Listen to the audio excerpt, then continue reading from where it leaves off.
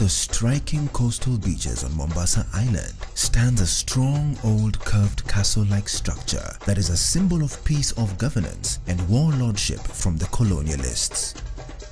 Fort Jesus, first built by the Portuguese between 1593 and 1596 by order of King Philip I of Portugal to guard the old port of Mombasa and protect the town from invaders. It was designed by Giovanni Battista Cairati, who drew his inspiration from Pietro Cataneo, an Italian architect. Despite the design being of the Renaissance period with its 5 bastions, the building material and labor came from the Swahili people, who were the indigenous inhabitants of Mombasa. The fort takes the shape of a man when viewed from above. The fort stands over a spar of coral and tells the story of how the Portuguese at one time ruled the trade routes of the Indian Ocean. Its location ensured that they could see any ship approaching. Alongside that, it tells of how many slaves perished from torture, hunger, and disease as they waited to be transported.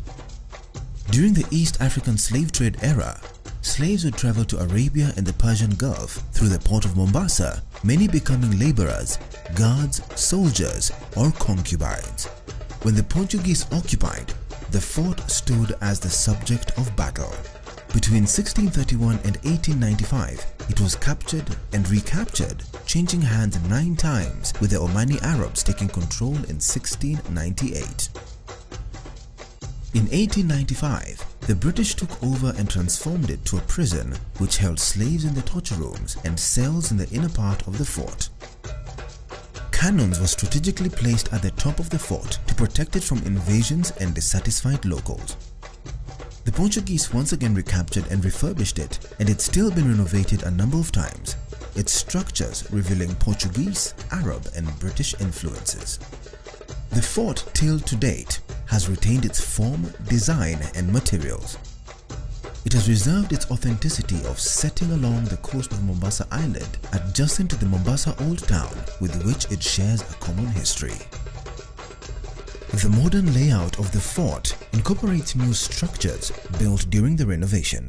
It includes a museum, the curator's house, the site offices, a ticket office, powder rooms, and a curio shop. Inside the fort's museum, displayed artifacts link the story of the Portuguese presence on the East African coast to the larger history of the region. The collection includes ceramics of Chinese, Persian, Arab and Portuguese origin, as well as a collection of East African earthenware, weaponry, and instruments.